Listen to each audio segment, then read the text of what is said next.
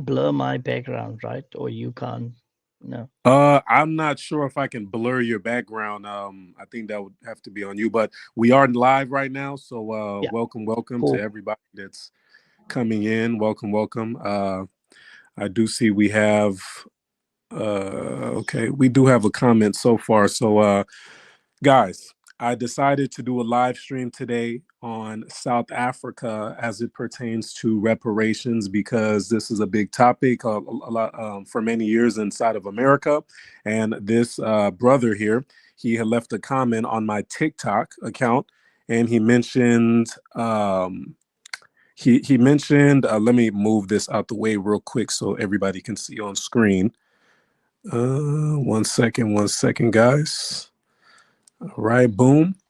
He mentioned that, and let me just give a set to what my video was on TikTok. I basically had made a video and said that, it's interesting inside of America, the talk about slavery and, reparations is still a very talked about subject. It's constantly talked about. Everybody around the world, they understand that there's still racism inside of America. There's still issues between melanated people in America versus the Caucasian, and it's a bit different in South Africa. So I made a video basically explaining how different it was from what I've seen inside of South Africa, whether I was in Johannesburg or Cape Town. I noticed that the black South Africans, at least the ones that were commenting on my videos and the ones that I ran into, they made certain statements like slavery is in the past, and apartheid is in the past.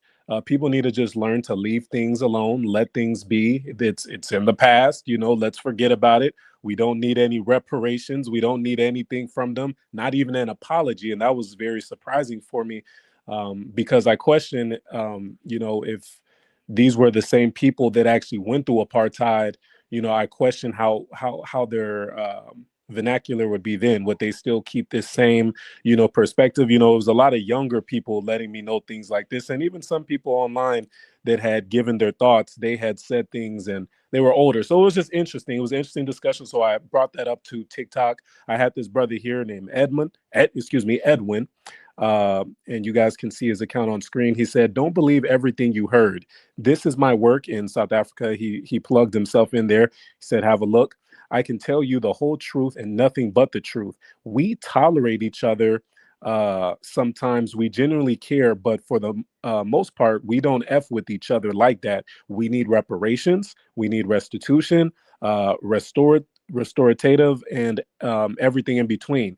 Hit me up if you really want to know." So I was happy to hear this because, for a lot of South Africans, you know, they do not speak like this. So without further ado, let's welcome Edwin to the stage, and we can have this brother give a quick background and, how exactly he has such a different mindset from the average South African brother and sister.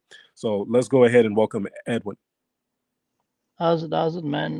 Thank you for setting this up, and how's it to everybody that's tuning in and trying to learn, because education is key for us to get to the bottom of these things. So a little bit of a background. I'm a South African. I'm black, but I have been labeled colored. As you know, colored has become a controversial topic in the US, specifically because Tyler had made mention of that, and because people in the US don't understand the full context of the um, how it affects us specifically in South Africa, only understanding that it's a derogatory term in the US. In South Africa, it was a classification of a group of people. And so, even though it's a colonial term, it has become norm in our country. And it's similar to how nigger was bad, and now with the NIGGA, it has become slang. And so, we have adopted that as this norm. And so, for us, it's not a problem, but obviously with you guys it's slightly different over there. And so I belong to that specific community, but I um locate myself as a black man in this country. Our issues and our struggles is intertwined, but also specifically because my heritage is that I am Zulu and I have Khoi. Khoi and San is the oldest living human beings, the first of his kind. So almost all of us in the world have a little bit of Khoi in us. But my people down here in South Africa are the first people, which is one of the main lineages that runs through basically the whole world. And so my background is coming from that community, similar to what you would call the ghetto over there. I come from that background. I come from the streets, but then later on I became educated, went to university, did the colonial style qualifications where we had to get all these degrees. Now I'm very highly qualified. I'm an expert on race, and I work with some of the very significant people in the US, specifically because we share a history of apartheid and segregation. And apartheid was basically built on the blueprint of segregation, Jim Crow. And so my expertise that is backed by qualification, I'm currently completing a PhD. So I have up until a master's, all focusing on understanding race. Um, and so all of that culminates into me coming to you having said that I can have an informed opinion and provide an informed opinion because it's not just my area of study, but it's also my legacy. It's also the way I have been brought up. And so the common understanding that you were left with and why I needed to comment on that is not the deeper understanding of what is actually happening in the country. And that's why we need to dispel that so that people become more informed and have a better opinion about South Africa, because you also see Donald Trump have decided that South Africa is one of his special cases that he likes to attack daily. And so now people are getting more fake news about a white genocide that is taking place in this country. But if you come out here and you come to the area where I stay, which is Cape Town, I live in the Western Cape, you will find it very hard to find any white people that is living in distress.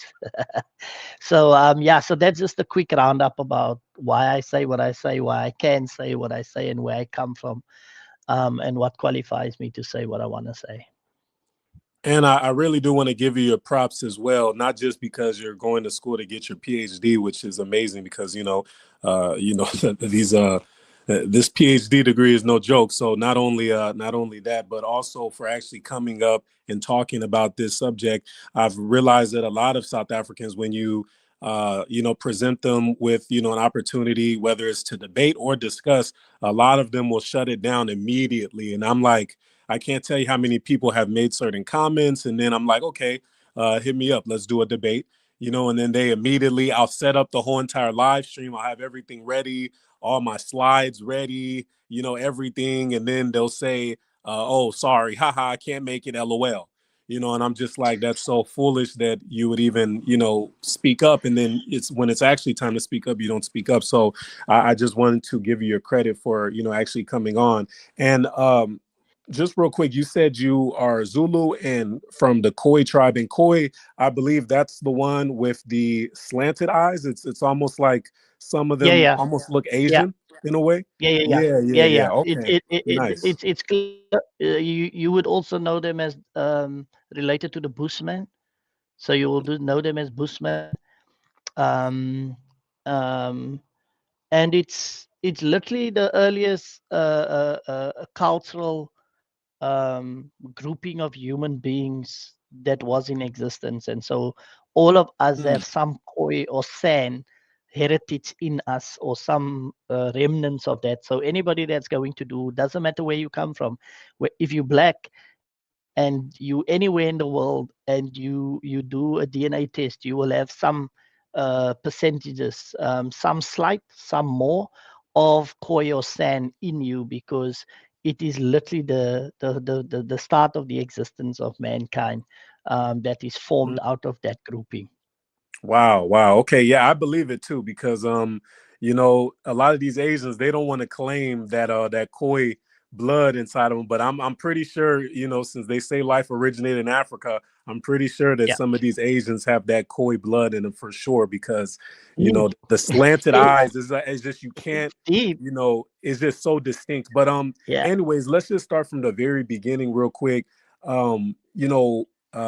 We talked about what was said on TikTok, and for everybody that's just coming in, by the way, this will be a call-in show, so feel free if you guys want to, give your thoughts and opinions on the subject. Feel free to call in and ask this great brother here some questions on South Africa while we have them, and let's basically start, with a quick recap of the TikTok. So I made my TikTok. I explained how, you know, um, in South Africa, a lot of people, I ran into, they, when speaking about reparations or restitution, anything, they shut it down immediately.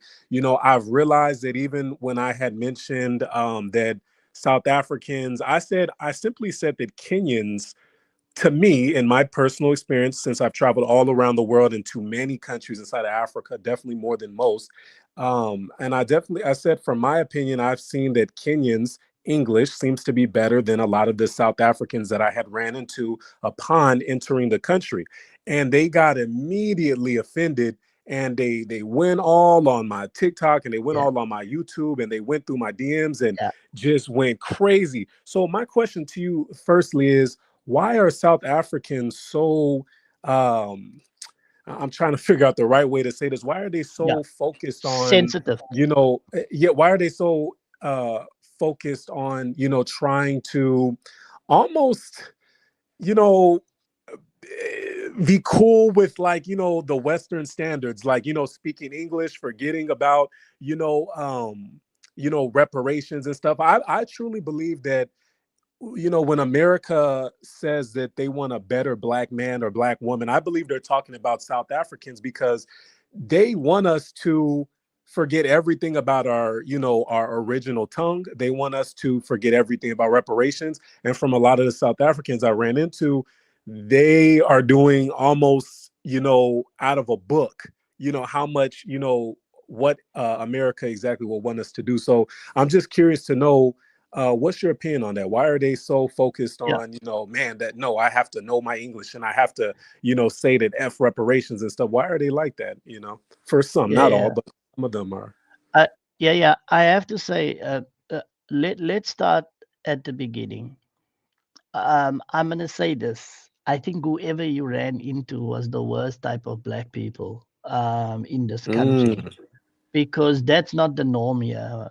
Majority of our people are very dedicated to the return of the land to the original owners, reparations in the form of justice, and definitely the economic justice that we all longing for has been and continue to be a critical discussion in this country.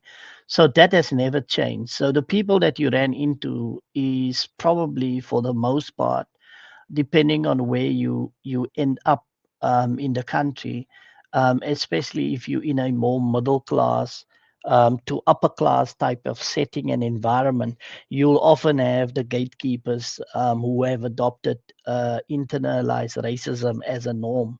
That would bring some of that belief systems to the fore, that we cool, we don't want anything, we can work for what we have, we capable now, we can do all of that. But for the most part, that's all BS, because more than 75% of our country still lives in abject poverty.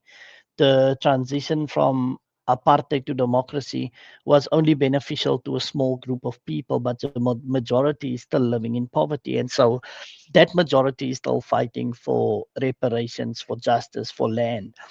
And I think, And I real don't quick, know how. excuse me, Yeah. just real quick, when you say Yeah. reparations, I just want to make sure we're on the same page. Do you mean reparation in terms of money? Money, money, Okay. money, definitely money. So when I Okay. say reparations, I speak to the economic transformation of our country, the integration of black people into the economic system. So we have abolished apartheid about 32 years ago, which is a very short time. I mean, if you look at anywhere in the world, 32 years is nothing in terms of a transformation process to take place. But post the 32 years since the abolishment of apartheid, even today, white people in this country still holds the economic power. And so while we got political power in 1994, we did not get the social or economic power to transform this country into something that is more representative and more equally yoked for black people. And so that's what you probably saw when you got here. When you go to Joburg, you'll see a more integrated society where the wealth is a bit better spread, because that is a metropolitan, lots of money, lots of rich people. So it might not look as bad when you go to Johannesburg, but as soon as you come to Cape Town, it's stark. It's in your face. You can literally experience and have a clear understanding of apartheid and segregation, like the redlining for you. But the segregation in our side is clear when you come to Cape Town, that white people still live in the affluent areas.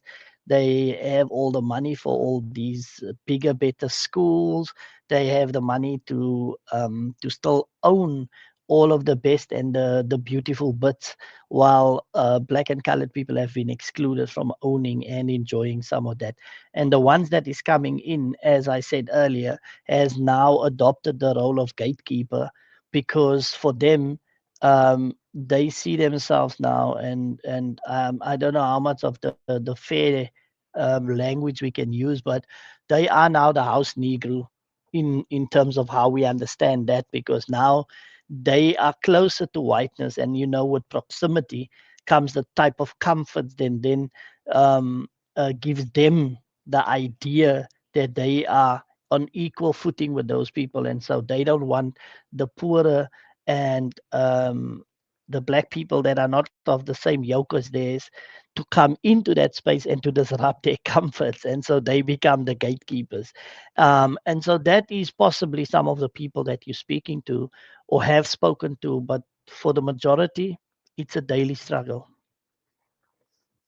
Wow. Wow. Wow. Wow. That's some good information. And I will say this too. When I was in Cape Town right before my flight, I remember this white guy, he let me know that he said, watch when you come to Cape Town. This is going to be a whole new experience. He says, I love it in Cape Town over Johannesburg, man. He's like, you're going to enjoy this way more. And I'm not going to lie, I did enjoy Cape Town a bit more. I just feel like since I'm from LA, Los Angeles, it was almost like a more chilled, laid back Santa Yeah, Monica. I don't know if you been to America I've been to America, yes. and you've been to LA or And not LA, but I've been to other parts. So and I know the culture.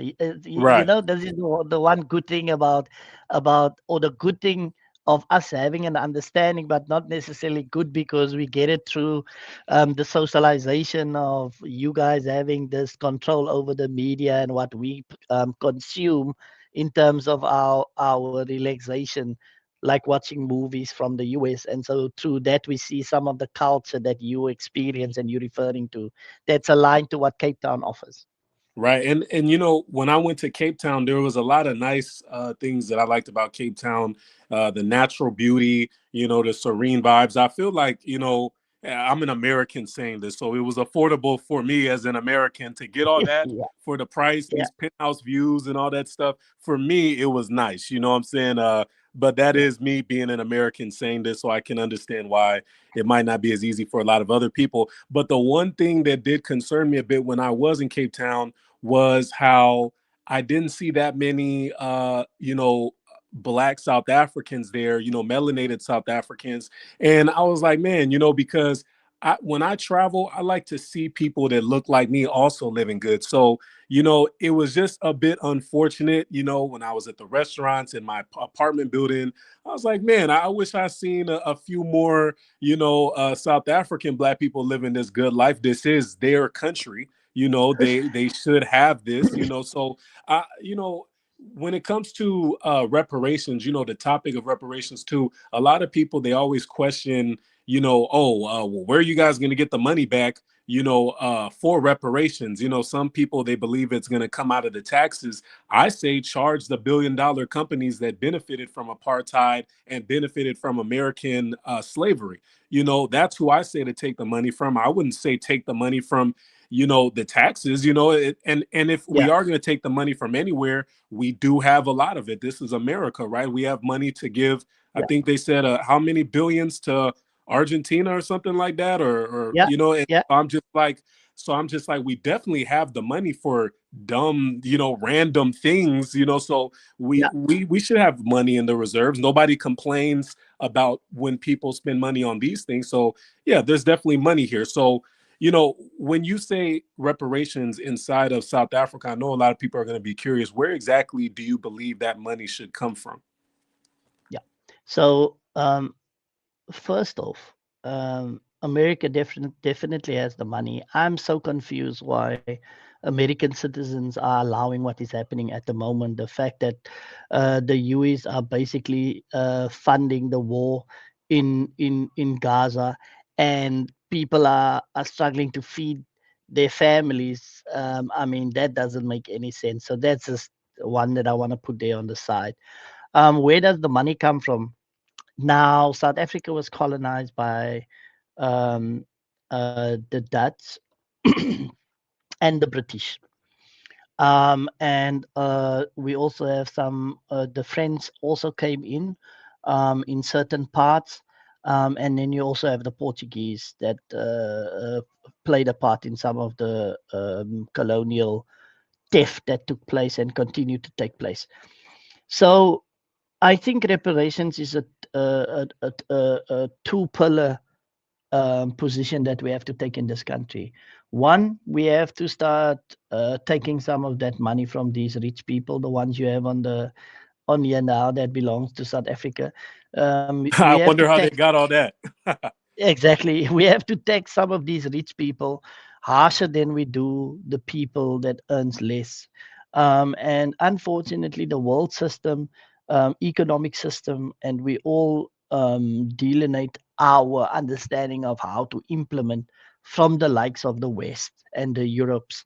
And so we do exactly the same, where there's a lot of tax breaks and tax cuts for these billionaires, and they keep getting richer and richer, and the wealth gap in South Africa is the worst in the world. So poverty and wealth is so far divided and removed in this country. So the two pillars where we have to do it is one, we have to tax the rich, but two, we have to find money from these global powers who stole from us. Some of these countries are rich in gold. They don't have any mines. So where does the gold come from? And it's gold that was stolen from South Africa, one of the largest gold producers in the world. And so that money has to come back at some point. I mean, one of the largest diamonds in the world is currently sitting in the crown jewels in England. When will that be returned? Mm. Or when will that money be returned for all that diamonds and all that gold that was stolen? And you know what the worst part about all of this is? I'm saying to you that that's where we get the money for reparations. But we also have a lot of money in this country, but we are dealing with a lot of corruption, and that is another thing that we have to deal with, because our leaders um, have lost the plot. It's like Fanon says that after a while, after gaining independence and overthrowing the system of oppression, then the liberators become the oppressors. And we see that now in our country, where these black leaders have now become oppressive to us as the people in the country, because they have been squandering our money and have not been applying it in a way where our lives had become any better. So 32 years on from apartheid to democracy, our people, majority, are still living in abject poverty. And so those are some of the things that we need to think about and understand when we look at reparations and how we're going to make this country a better country for all, and to get the money.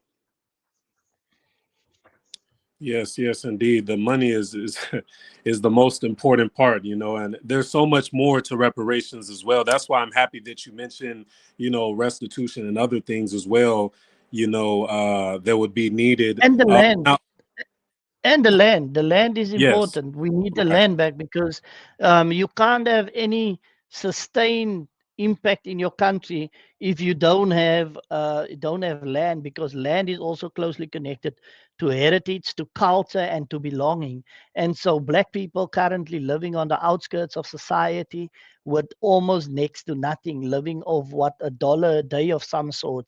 So there's barely anything, and so we need land. And before the colonizers came, we were living in a setting, which you earlier called in the Western Cape, for example, a beautiful place. We were living on farming. Our ancestors were farming. They were farmers. They were living off the land. They were intuitive with understanding how to use this land. And in the end, that is what they took from us, was the land. And so in the end, now looking back at it, we are now struggling to get any of that land back, because more than 60-70% of good, beautiful farming land that you can use still resides with the white people in this country. Wow. Yeah, and I heard not too long ago a story about some Caucasian white South Africans, and they had mentioned that I guess it's a secluded place for no where no black South Africans should be. And I was like, that's so interesting, that they can come into Africa out of all places and say something like that, and them not being jumped, because in America, it's kind of like we're outnumbered here, so I think a lot of these, Caucasians, they kind of know what's going on, even though black people in America are still, considered the most dangerous, even though we are outnumbered by many numbers, and the rest of Africa completely forgot about us after they sold us. But I find it interesting that there's certain Caucasian white South Africans that are able to say things like, oh, there shouldn't be any Africans. No black South Africans are welcomed here. This is a sundown town. How is that even possible? Maybe you can shed some light to that situation.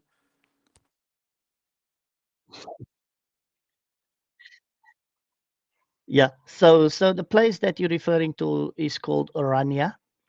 And Orania basically translate into English as orange. And it delineates from the old South African flag, where orange represented like the Dutch heritage. And so they cling to that because most of them have Dutch background and heritage, and they come from that. So post apartheid, 1994, they basically bought a small holding um, somewhere in the Northern Cape, and then they established this place where they brought all these white Afrikaners that was not happy that apartheid had ended, and was still trying to keep it alive. And they say they're keeping their culture and their heritage alive and their language. But in the end, there's no black people allowed in that place. They don't, you can never get in there, because the only people that can come in there needs to be black and speak white, and needs to speak Afrikaans and have the heritage that they have. And then if you are one of them, then you can live there. And so to have something like that in South Africa is problematic. And now groups like that that supports this and is working and fighting to have places like that places like this are now talking to the likes of the Trumps, Musks, and all attacked and murdered, and we are at risk in this country and asking for help and support. And because the US is currently sitting with an ignorant president that is not trying to even educate himself with the 2% value of knowing what is going on. They just ran with the stories, and that's not real. And so, what white people are masters at is playing the victim and then using that victimhood to get support from others around the world. And so South Africa is currently in the crosshair because we are the country that went after Israel for the war in Gaza. We are the country that constantly, with the smallest capacity, we still fight the giants because even though we have corruption and all these other bad things in our country, we always fight for the underdog and we always stand for justice. And that's just the legacy of our country by all the bad things that is happening here. And so for that reason, we have become a constant target for these guys because if you stop any of their nonsense, you basically touch their money. And as you see with Trump and all these others, it's not about all these games they play, it's about the money. The money is the bottom line. That's why his family's wealth have increased significantly since he became president again. And South Africa have been destabilizing their money. There's a talk of the BRICS countries starting their own currency, and if that happens, the US will basically become a non-factor in world economies and politics, because the only thing that the US have ahead of most of us is that the whole world is run through the dollar system.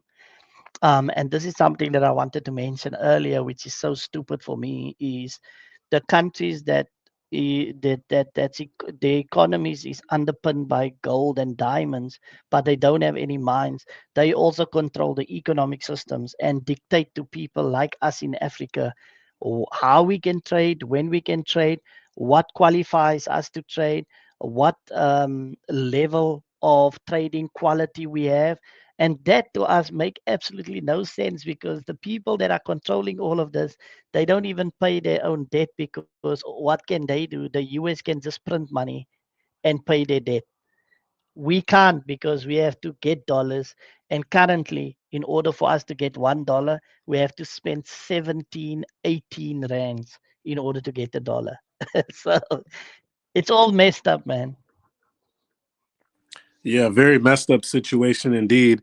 I have a person in the comments here, a good brother, Calvin Jester. He says, "Why do some South Africans have problems with Nigerians?"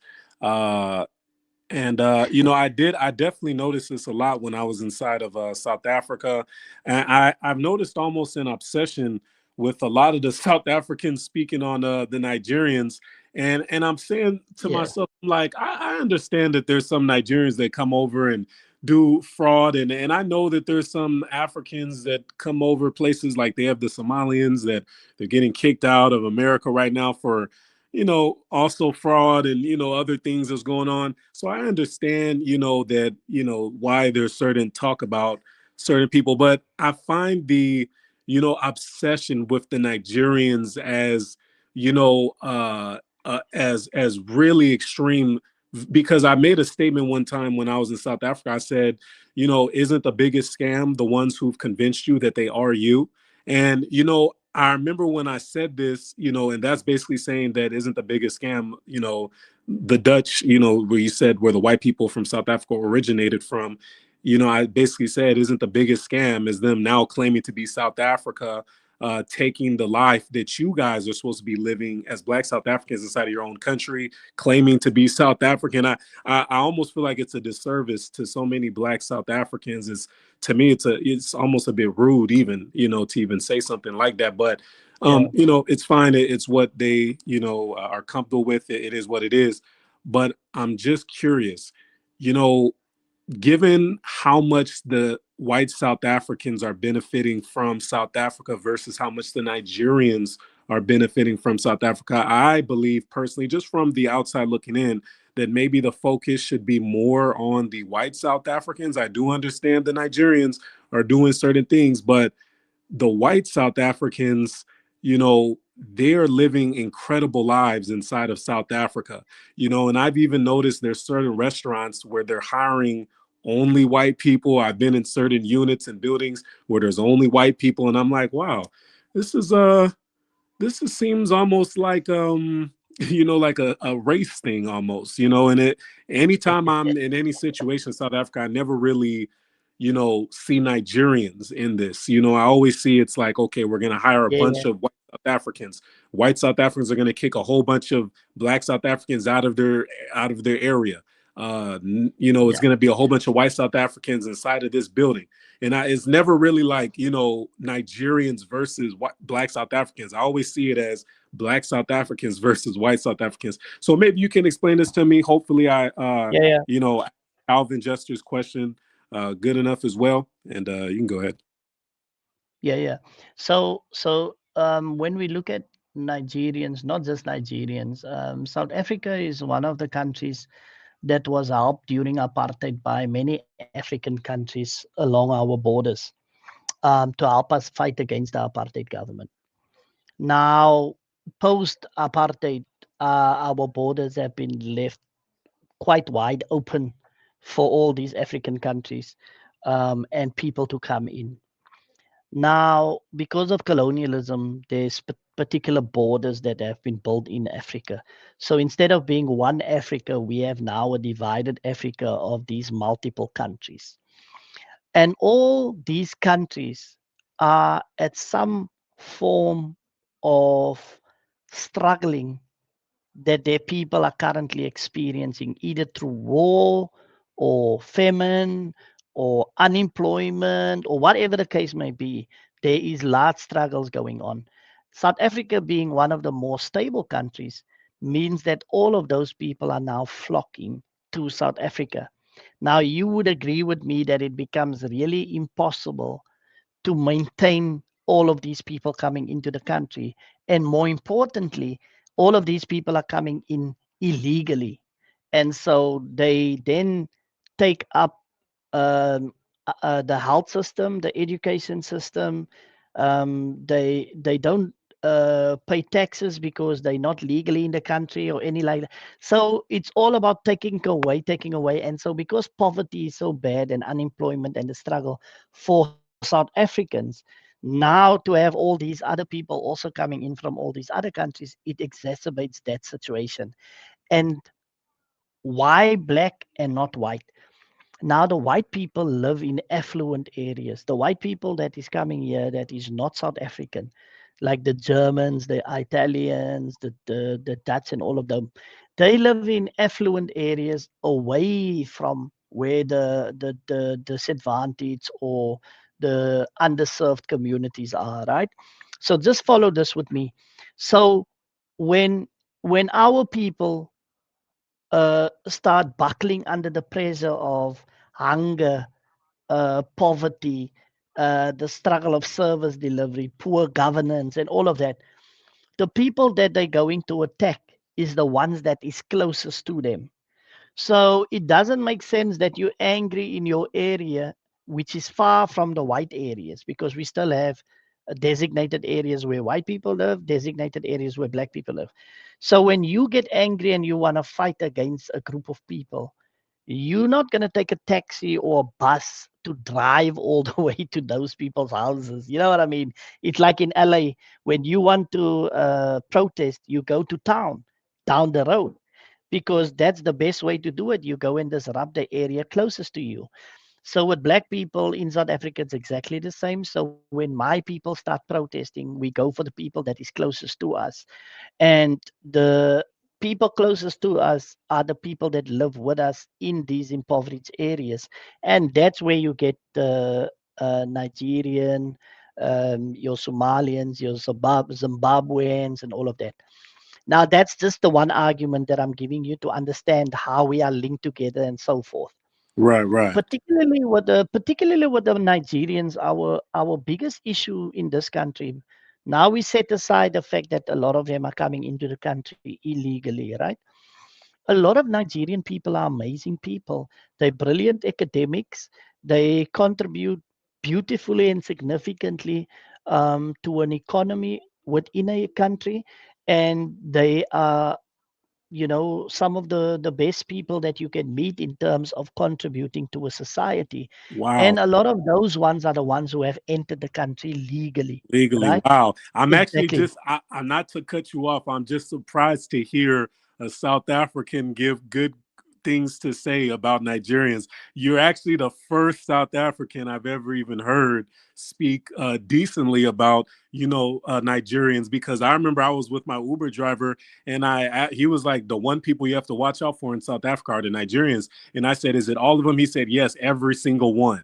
It's every single one. Nah, All of them that's are scammers. nah. All of them are Yeah, bad people. And the ladies, nah, the ladies nah. in South Africa, don't get me started on them. They hate Nigerian dudes. The Nigerian dudes is running through the South African women. So they have their words about Nigerians dudes as well. So all I've heard so far was just negative, negative. So, are you sure you're Nah, really South African, right? You're really South nah. African? There's two. Nah, there's the ones that they talking about. I'm getting to that. So there's Okay, two okay. types of people in all groups of people and And all and real communities. quick, I see the comments coming in. We'll answer those in a second. All right, everybody. Yeah, yeah. Let's Cool. continue with our guest. So there's two type of people in all communities, whether Mexican, Italian, Nigerian, Zimbabwean, South African. There's two types of people. There's good people that's going to try and contribute and build a better tomorrow. And there's those that's going to try to make a quick buck using the system and undercutting the value of other people. Now, the first group of people that I'm referring to in the Nigerian group of people who enter the country legally, contributes to the economy, and helps to build a better South African, there's no problems or issues that we can highlight about them, those type of people. But then there's a other group of people. They come into the country specifically to be part of the underworld, right? So they join, they have their own gangs, they sling drugs, they traffic girls, and they sell prostitutes. Oh, So let's there's try to not say certain words like the P word. And I know it's hard, but it's YouTube. So the yeah, like, so if we saying that word, we can just say pros. And if we're saying, okay, got you. like anything about war and Israel, you can just say, Israel. You don't have to say the whole thing, Yeah, yeah, just yeah, yeah, thank got you. you. Got you. So those are some of the activities that they get involved with, and then also important, they get involved and have been caught recently in a lot of the crime that is committed in our country. So they offer themselves up as the ones that does the pew pew when you want to take somebody out, All right. or you the cash vans that collect the money from the stores to take it to the banks. They the ones that get into those type of things. And so when we then tell people from other countries our frustrations, we don't make distinction about the good and the bad ones. We use one description to give it to all people. And it might not be fair and it might not be right, but that's just how we were socially trained. That's why we kind of say, black people. And then we put everybody in that bracket, but not everybody is the same. We need individuality and we need distinction as much as white people get it in their differences, because we have a different view and opinion on Italians, and we give them separate ideas about the good and the bad ones, right? And the same we do that for the French, the English, and all of that. But when it gets to black people, we give them one label, and that's just everybody falls within that. But it's nonsense. You get good Nigerians and bad ones, and that's the problem. And so a lot of those bad ones at the moment, and this is the worst part of it, guys. Nigerians are very stubborn people. I mean, those guys can fight about something until death. I mean, you have to admire that little bit. But they have become so emboldened in this country that there's certain areas and spaces in this country where you enter, it has now become a Nigerian area because there's so many Nigerians living there. And the same with Somalians. They have taken over big areas. The same with the Chinese. And so it's some of the things that we have to walk back, because yes, we're open to helping people that comes from struggle and difficulty. But as a country, there's a certain identity and understanding that you still have to maintain, and not in the way that the US is doing it now, where they're trying to just round up people, using ice blocks people to try and put people in cages and none of that. This is about understanding that the economy is failing, poor leadership. We don't have enough resources to maintain the country. So we can't have hundreds of thousands of people just walking across the border and to come and take more of those resources away. We need to have control over that, so that you know that you are acting responsibly towards your own people, and you are not using your resources, it giving it to countries that has their own resources that they should be using. So I hope that gives you an idea of how that situation should be viewed in this country. Yeah, that was well said. Definitely. Let's get to some of these comments real quick. We have Pan Americanism says, to be honest, Negroes can't survive without white people. White people built their city, but Negroes ain't built none in this era. What's your thoughts on this foolishly interesting comment? you know, it's like I said it before. So maybe is it a sister that said that? Maybe she needs to visit Tulsa, Oklahoma, Mm, and learn about Black Wall Street and a mm, few others, where black people had built very successful cities with everything under the sun, that was functioning and well. And as soon as those white people decided that this is not allowed, they burned that to the ground and took all those people out. And that is a common occurrence. It's like I was saying earlier, before the colonial masters came to our shores, we were living off the land, we were intuitive with the land, and building from the understanding of our forefathers. So gradually, we would have been building and sustaining our country to the point where we could align to other countries. This concept and idea that whiteness and these colonial powers that came in through violence have somehow given us modernity is absolute nonsense. We would have entered modernity without their violence, without what they have brought to our shores. So that argument don't even live here. And by the way, this idea that black people are only labor, I mean, you see, you told me at the beginning I'm not allowed to swear, but these are the moments where I want to swear, because it's ignorance like this that keeps us behind, because we need unity in the way we think, and the way we move, so that we can, at the end of the day, go out, and whenever we encounter things like this, we at least know that we have a whole community behind us when we address it. But that's the one thing that we exactly. lack in the world right now, Mhm. specifically among black people. We don't have unity and we don't have solidarity. And that's why white supremacy will continue to beat us, because it's so easy to divide us. Right, right. And I do like that you know about Black Wall Street. I've spoke with a number of Africans from all around the world. Doesn't matter if you're in the, Asia. It doesn't matter if you're in America. It doesn't matter if you're in Europe and you run into,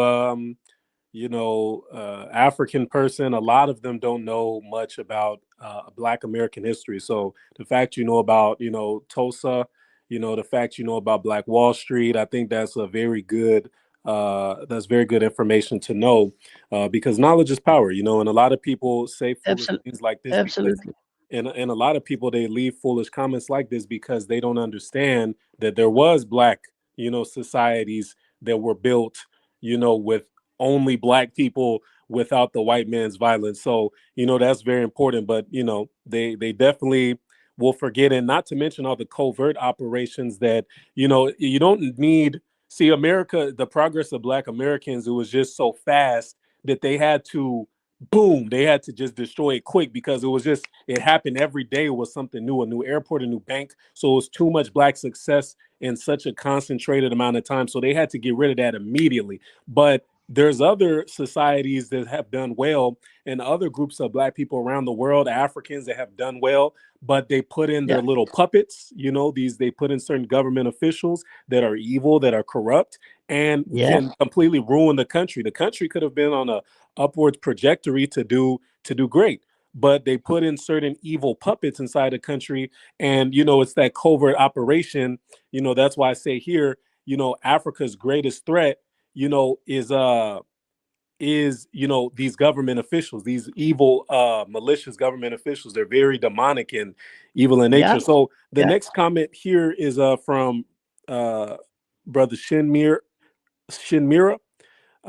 Shout out to this brother right here. Hit the super chat, y'all. If y'all ain't hit the super chat yet, um, you saw a recent war refugee Palestinians there.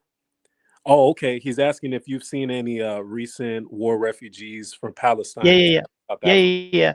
So we just let in two planes full of refugees from Gaza to come into South Africa. And again, we were divided as a country in that moment because these white supremacists keeps on pushing their own narratives and agendas, because then it was a question of the legality and the documents of these people coming into the country. Now, when you fleeing active war, you don't flee with all your documents and all your papers and everything that you own intact. You understand? So when you're fleeing from war, if you're lucky, you leave with the clothes on your back and your life. And so ignorant people will ask all these uh, stupid questions about things like that. And so that was an argument that was had. Why is these people coming in without documents?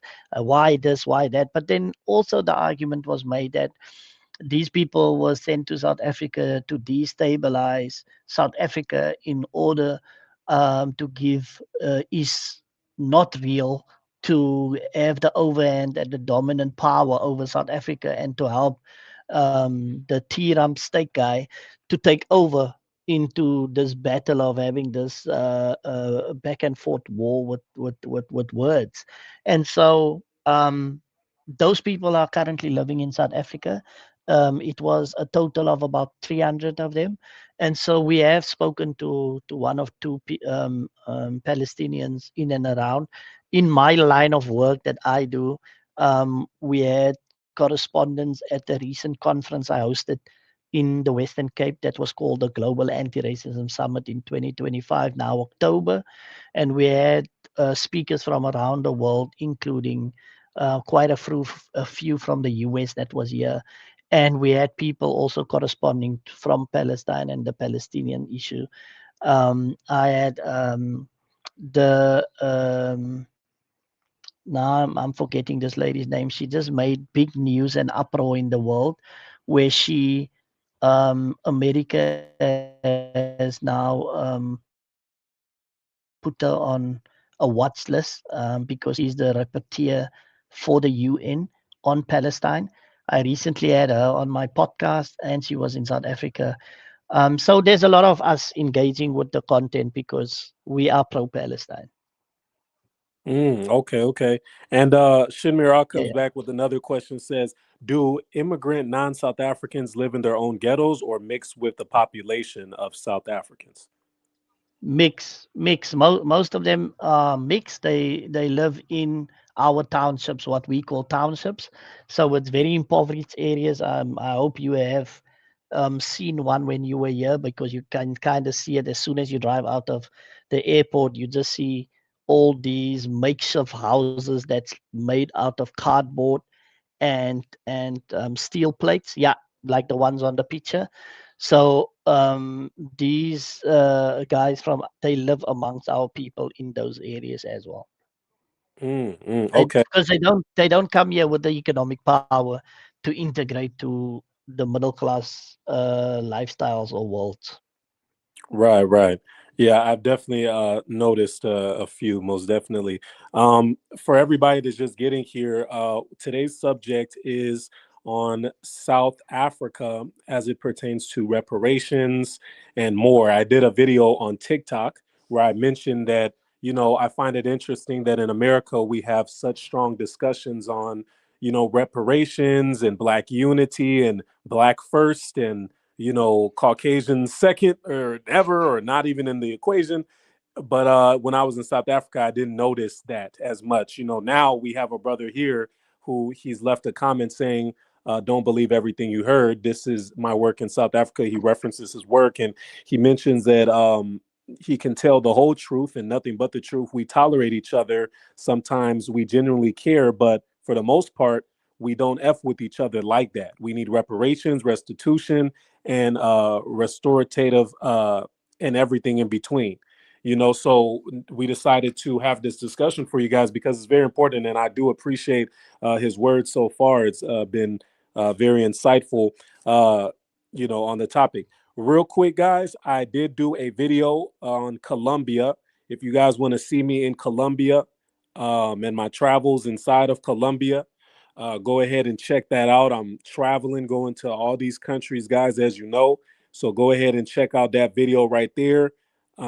This video right here, it was more of a, okay, how it was more of a how was the country? Did I enjoy the country? What was my American experience inside of the country? Medellin, uh, Bogota. What was my experiences so far? So that's what this video was about right here on your screen. Then after that, I did more of a fun video for you guys because I know a lot of people they want to talk about the ladies, right? So I did a Colombia versus South African, video where I explained the differences if you're looking for, a wife in both countries, which country would be best for what, and et cetera, et cetera. So I did a video on that. That's also on Patreon.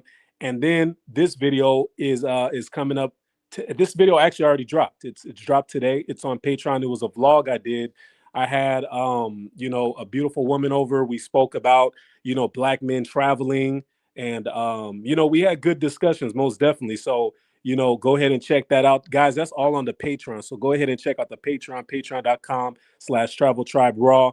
You guys know you'll also get access to the Financial Freedom Masterclass where you can learn how to live your best life, traveling, going abroad, doing business overseas, and engaging in healthy business practices that won't break your wallet because people trying to scam you. So I have ways to avoid getting scammed in Africa, ways to make great connections with different African brothers, etc.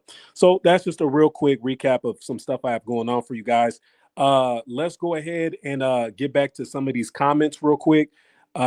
We have Pan Americanism. He literally stole our term Pan Africanism here, but we have Pan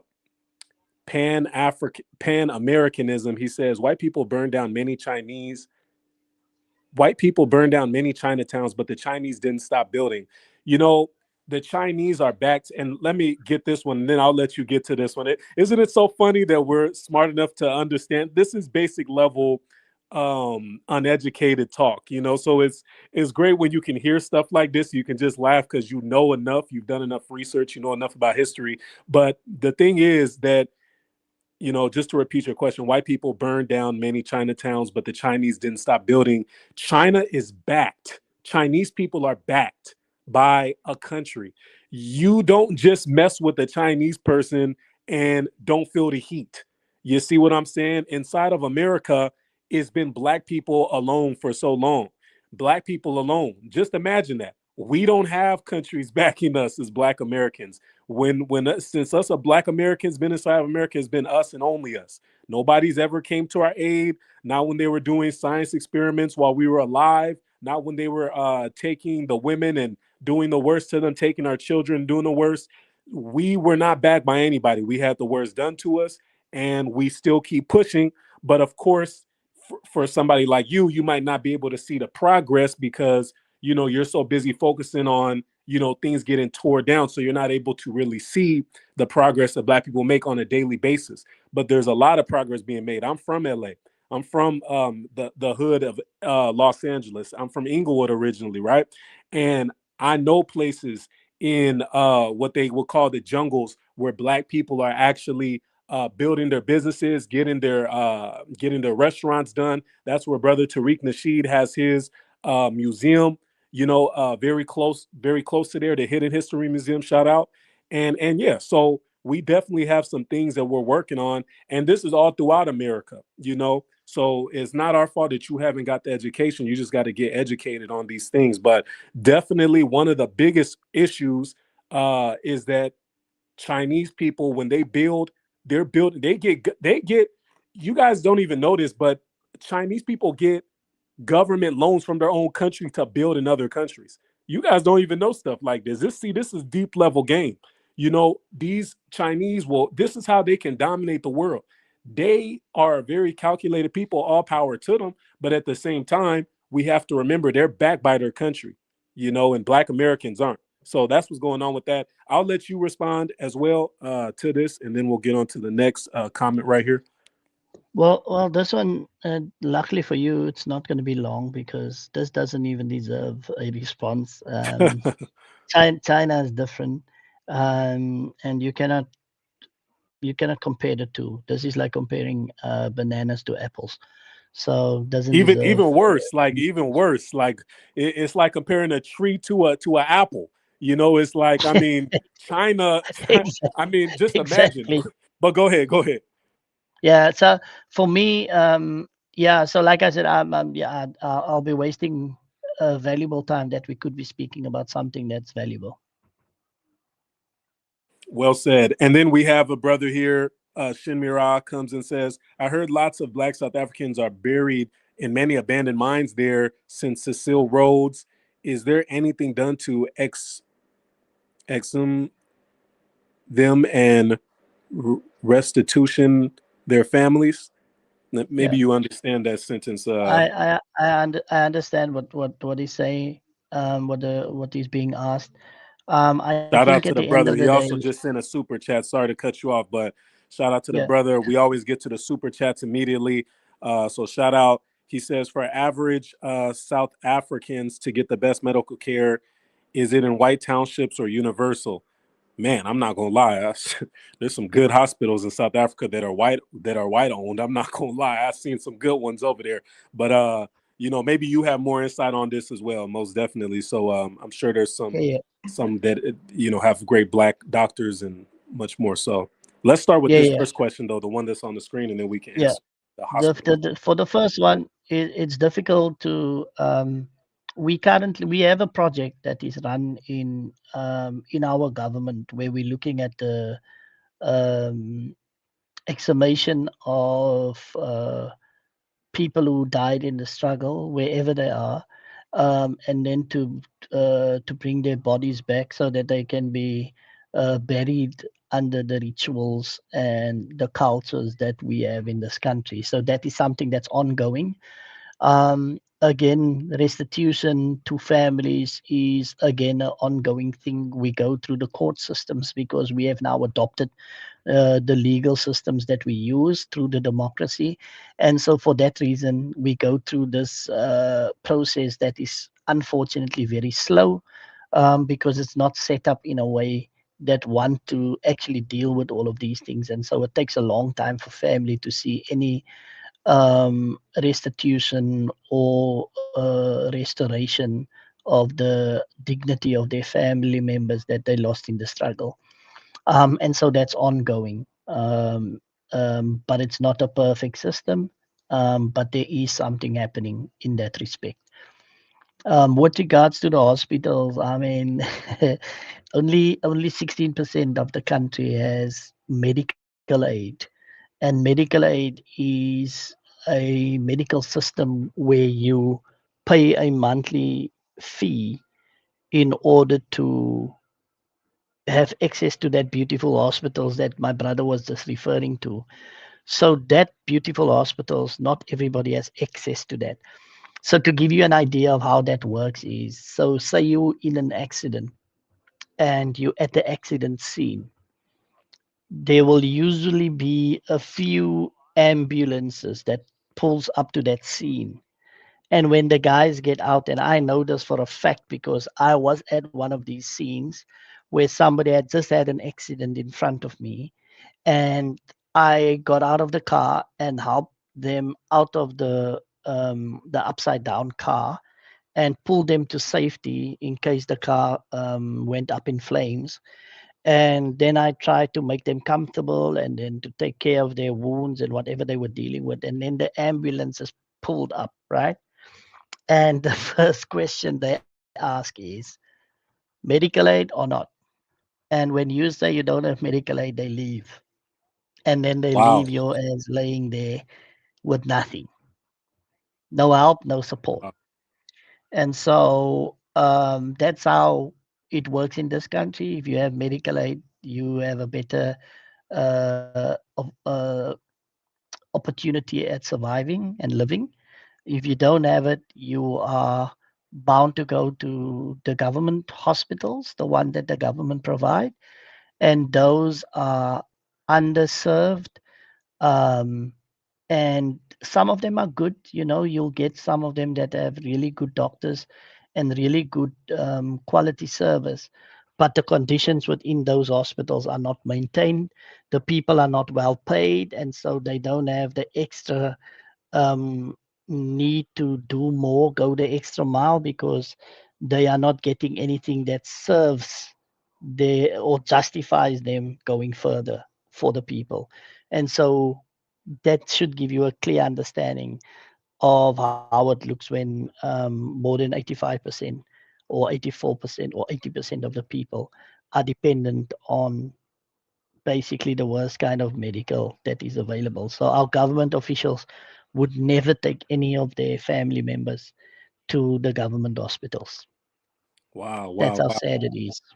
That is very unfortunate, and that's why I tell people, man, in America, people don't understand the privilege. Heck, I didn't understand the privilege in America, to be honest.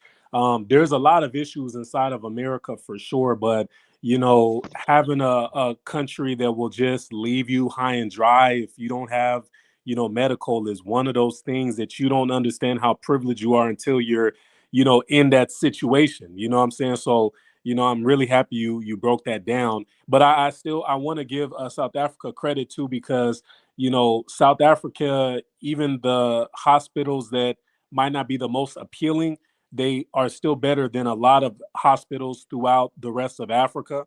So they do Yeah, have some pretty good hospitals, in comparison for sure. Um, to the other African countries, most definitely. Because I've been to some hospitals that are like we said earlier, in one of these shanty towns. And I was just there, to give my donations, and I realized that the money I've given after all these years of giving out so much, I've realized that now all that money most likely didn't even go to the people, to the youth. yeah, Nobody. I'm sure the hospital people took it all themselves, and because they're so corrupt and evil in so many countries, yeah. because the governments are disgustingly evil and non-human. But to conclude, I don't know how much more time you have, but we have Mandela on the screen, right? And I had a lot of people saying comments in my video that I made on TikTok about how Mandela had set South Africa back. And the reason that Black South Africans are in the position they're in now is because they had somebody like a Mandela, that had unfortunately put you guys in somewhat of a burning building. And when I heard that, I felt like that was similar to Martin Luther King, because Martin Luther King was somebody very monumental inside of the Black American community, and his last words were, "I fear for what I've done, for I've push my people into a burning house, and I feel like it's too late." And then immediately after that he was assassinated. And then we practice every year, we talk about how he said, "Oh, peace between the races, peace between the ethnicities, black and white. I had a dream that we all stay together," and all this stuff. But Martin Luther King's final wish was that he spoke more about how it's almost impossible. And his dream was really not true at the end of the day. It's not a possible dream given that we're dealing with certain inhumane people. Doesn't mean that all white people, whether in America or South Africa, are evil, but there are certain powers that be, and they typically have that coating of white, that, have this off-putting persona. So I'm just curious to know what's your thoughts on Mandela before closing out, and you know, do you feel like those statements are true? Oh, Mandela set us back. I've heard this from a lot of South African people. Even when Yeah. you guys know I do my podcast, and even in one of my podcasts, I had the ladies. They told me, "Oh, Mandela, he set us back. He set us back." So the ladies even told me that. So, and if you guys want to see the podcast, that's on patreon.com/traveltriberaw. So, okay, yes, brother. Let's hear your thoughts on that statement. So we always start with the good bits. Nelson Mandela, regardless of what people think of him, he sacrificed significantly for this country. And so we will always respect our leaders for the sacrifices they made. However, part and parcel of him coming out of jail and then getting into politics and serving as our first black president, I think what people are referring to is the fact that when he came into power, he made us play nice with our white counterparts instead of forcing the issue of reparations, redistribution, and transformation. And so, for that reason, people make this comments that we were put back as a society. And so, I think that was not, when we look at it today, people look at the transition from apartheid to democracy as one of the greatest ever in the world because there wasn't any civil war, which is what normally follows when that type of transition takes place. But we didn't. Ours was dealt with at a table of discussions where it's called the CODESA negotiations, and that's where leaders from the ANC government and the former apartheid government came together around the table and they negotiated a peace deal in order for us to create the new South Africa. And only now do we realize that those people who we entrusted to sit at that table, including the current president of our country, they, instead of working on a deal to benefit all South Africans, they negotiated deals that made them millionaires and billionaires. And so they sold the country back to the white people at that negotiations. And that's why we are in the position that we are today, 32 years later, where none of the wealth have been redistributed, the land has not been returned, and white people are as bold and brave to enact their white supremacy as if it is still apartheid in South Africa, because we were sold out. And I think not just Nelson Mandela, but the ANC were part and parcel of selling the country back to the white people at the Cadessa negotiations. And therefore, people look at him and others for that reason. But generally, we recognize, respect, and we celebrate the impact that he had globally in uniting a people because, as I said earlier, with the different groups of people, you always have two types of people. You have the good ones that will contribute positively and the bad ones that will do negative things and that they will be judged for. But similar with people, we have good characteristics and we have bad characteristics. And unfortunately, in the world that we live, your bad characteristics will always outweigh your good.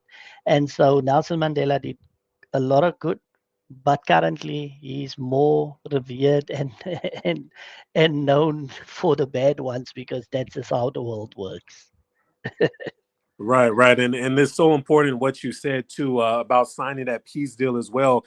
Me personally, I would be like, I didn't sign the deal. I'd never sign my name on no paper, so I would keep that. I would keep that same energy, just like, yeah, I'm not about to be peaceful, man. Not unless my people get treated equal, then we can be peaceful, But Yeah, this is just, But I do want to say I like that you give credit, to the brothers that do try, And I'm not saying that anything happened to Mandela in jail or anything like that, but we do know that, these governments, they're so wicked, they do crazy things to people. So who knows what goes down, when people, yeah, yeah, are in when they have their back against the wall, when they're in these tough situations, so we give credit where it's due. Even me with with Martin Luther King, I say, even though Martin Luther King, he had his flaws, and there's definitely rumors about him, and a lot of people will say that he pushed us back too. But I always am curious as, what were you doing at the time Martin Luther King yeah, was around? Why didn't your plan go as successful as Martin Luther King's did, or other brothers that were similar, when it comes to, the mindset of freeing the, melanated class from oppression, from the shackles of white tyranny? Where was you? What did you do? What work did you put in? How much dirt did you get? How much dirt did your shoes get in the ground? So, yeah, yeah. I definitely always give credit where it's due. And I'm not a conspiracy theorist, so I'm not saying nothing happened to Mandela or anything like that. But I'm just saying that, it's tough times when you're a revolutionist. So it's never as Yeah. easy as things seem. So we always give credit where it's due, most definitely. Let me just ask you this question. You Let could just give a let quick. me Yeah, yeah. Go ahead. Go ahead. just before you ask that, let me just say this to you. And not to get religious or bringing the Bible into it, but um, a tree will be known by its fruit.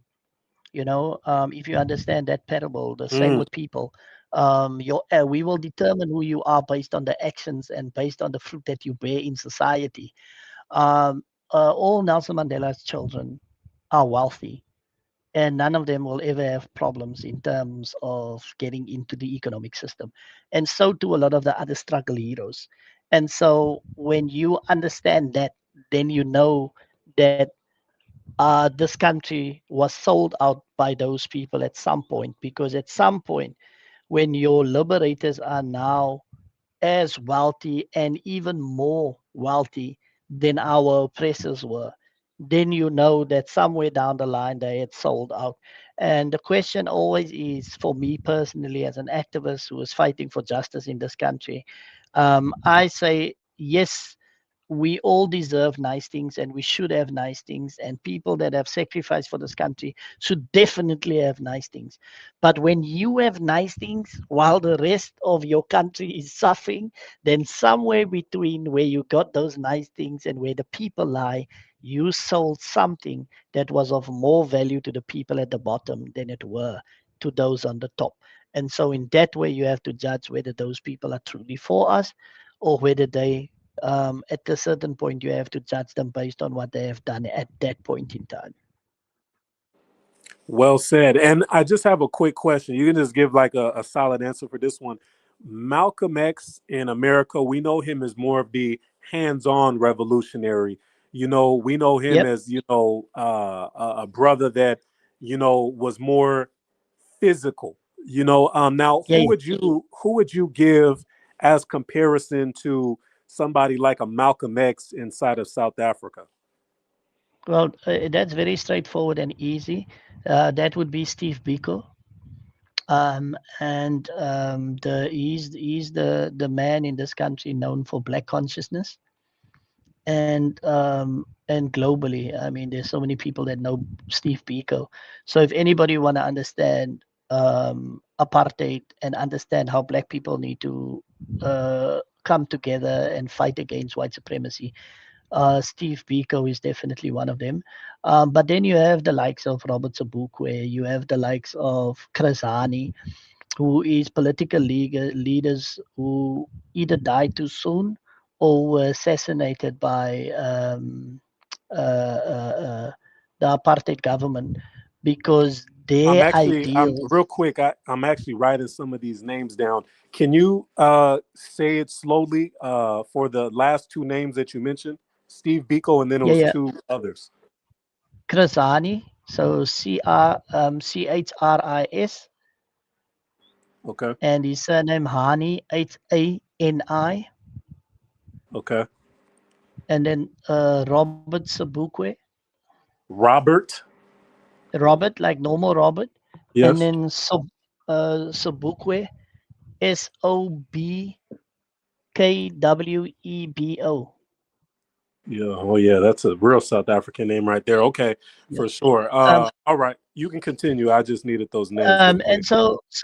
so these people are aligned to those characteristics where if our people are not going to get um, justice and dignity and equality in this country, then we have to take it by all means necessary.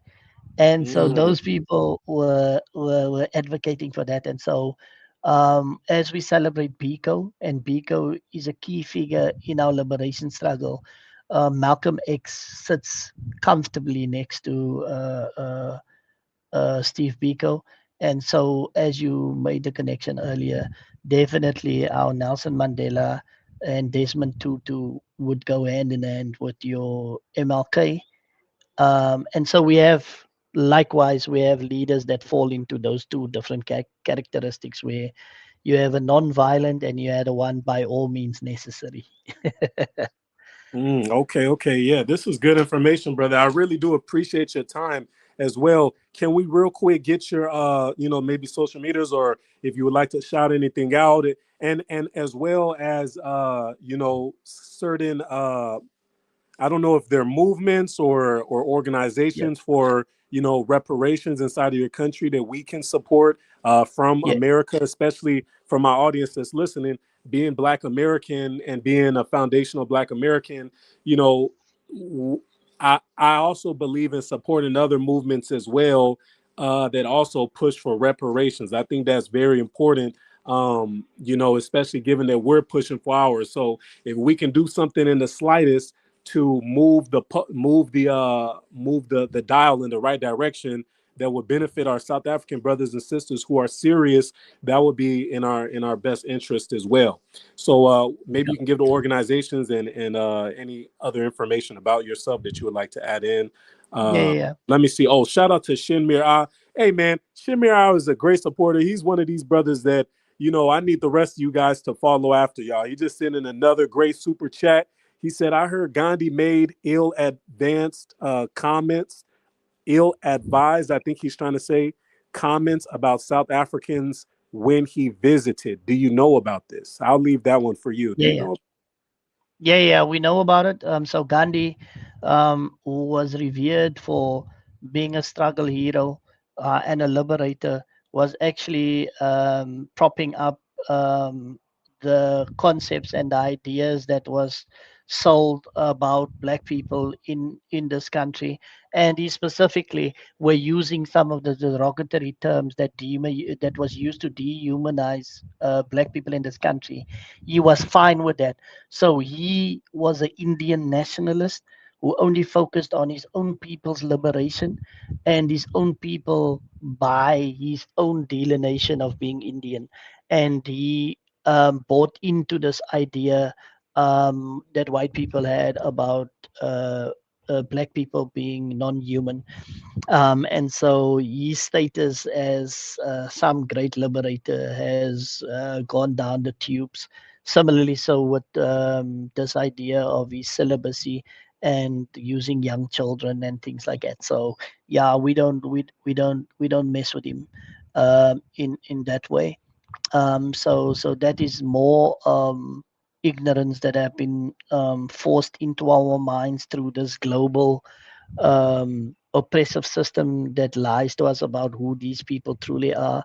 Mother Teresa, you can go look at her history as well, made tons of money off the suffering of poor and underserved people. people in dire need.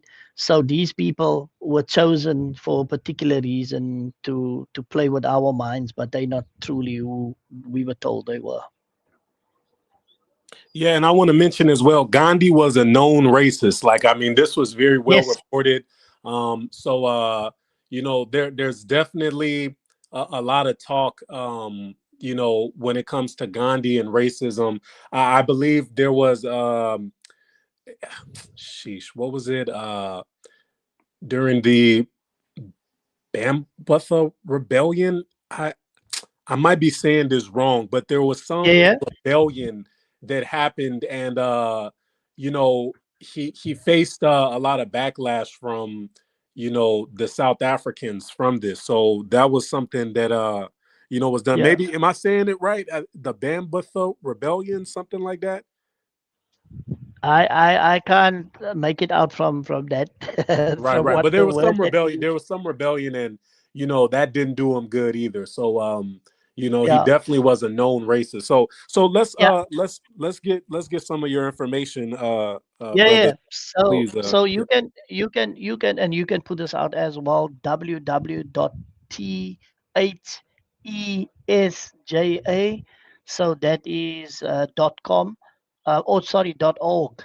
So that is www.thesja.org. So that is our website for the Social Justice Agency. We're one of the few and only anti racism organizations that is fighting for the type of things that we were talking about tonight. And we always looking for people, especially across the pond in the US and others, because with your dollar being 18 times the power of our rand, when you support and help us, we can do a lot more. Our programs is about youth empowerment, youth development, and the developing the consciousness of our youth to fully understand and grasp who we are in this society, who we are in this world. And so we feed into those systems so that we can have youth that are conscious enough to not follow in the footsteps of our forefathers and to take what our ancestors had already fought for and take it to the next level so that black empowerment become truly power and not just talk. And so, yeah, people can get me on all the social media platforms. They can use my name, Edwin Cleofas. I'm on the TikToks and all of these others. And people can reach out whenever they want to. If you truly want to learn and you want to know about South Africa and you genuinely want to have a true reflection and a real conversation about what is happening in this country, then reach out because we've got all the knowledge, we've got the power, and we can help each other to just be better, to show up better and to be better for all of us, because we also have this thing where the people in the US and South Africa is constantly bickering about dumb shit when we so closely aligned. Apologies for the one that slipped out now, but we are more aligned. We come from the same ancestors, we share the same heritage, and this idea that we somehow are divided and we somehow different, that is what was forced into our minds in order to keep us weak. When we unite, when we collaborate, when we come together as the two of us, as just shown and done, we are so much more powerful that people cannot take us down. Very well said. Very well said. This is his TikTok account right here. I know somebody said I can put in the chat, but here it is on the screen. Edwin underscore political underscore master, and he gave his website as well. Let me just conclude on this note. You agree that Black Americans also deserve reparations in the form of cash payments and land and more, right? Absolutely, 100%. Okay. You need to All get right. Just making sure, man. I know we your got some you get that FBAs. that mules and that 100 acres and Mhm. everything else that was taken away and stolen. The soldiers that fought in World War II that came back didn't get their land. All of those things need to be returned to the rightful owner. Right. The Right. people currently claiming ownership of that country is not even of that country. They are immigrants as much as anybody else. We didn't want to be there, but our people were forced to be there. And for that, we will take the reparations and we will take what is due to us. And we stand also in unity with the indigenous people of that Mm, land to mm. get what is due to them, and they have been coming for a long time. So there's no two Right. ways about that, brother. It's deserved and necessary. I I like that you said it's deserved. You know, there's so many Africans that, you know, they ask for the help of Black Americans, and you know, and the Black Americans have been very vocal and have been very assistive of many countries, and it's so unfortunate to hear sometimes when Africans will say, "Oh, Black Americans, they don't deserve reparations. They need to just forgive and forget." You know, that's I had South Africans tell me that as well. I said, "Man, I said maybe you guys are cool with forgiving and forgetting. I don't think we're even. Nah, I don't even think we're. I don't even think Black Americans are out here like, you know, mad at white people like that. We more like, what do you guys expect us to do? We gotta hustle to make money. We gotta do this. We gotta do that. So, you know, that's really a them problem. But you know, I really do like that you acknowledge that we are all one. At the end of the day, we all do deserve these reparations. We've all been stolen from. We're not asking for a handout. You know, we're demanding it. You know, yeah, we have been done incorrectly, and you know, the time is now. So, you know, I yeah, definitely appreciate those words. Real quick, guys, for everybody that's here, check out the patreon.com/traveltriberaw. I did a video with another brother who met up with Ibrahim Traore, and he explained in full detail on this Patreon video about how his meeting with Ibrahim Traore, who is now the president of Burkina Faso, how that whole entire meeting went, and how all the Black Americans were there, the Black Europeans were there, and Ibrahim Traore actually came and spoke to him and the rest of the diaspora, and told them physically in person about what needs to be done, next steps for Burkina Faso. So if you guys are interested in that, check that out. That's in the patreon.com/traveltriberaw.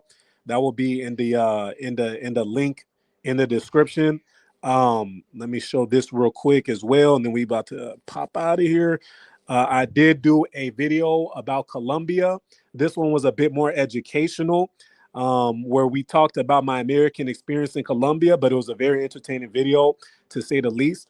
I also did a video that's on the Patreon. It's an exclusive video where I talk about Colombian women versus South African women. I've been all around the world. You guys know this. I've been to Colombia, I've been to South Africa, and there's definitely some similarities and some extreme differences between the ladies. So if you're interested in dating these women, or if you're interested, or maybe trying to figure out maybe I should go to this country to find a wife, you know, definitely you can check out that video.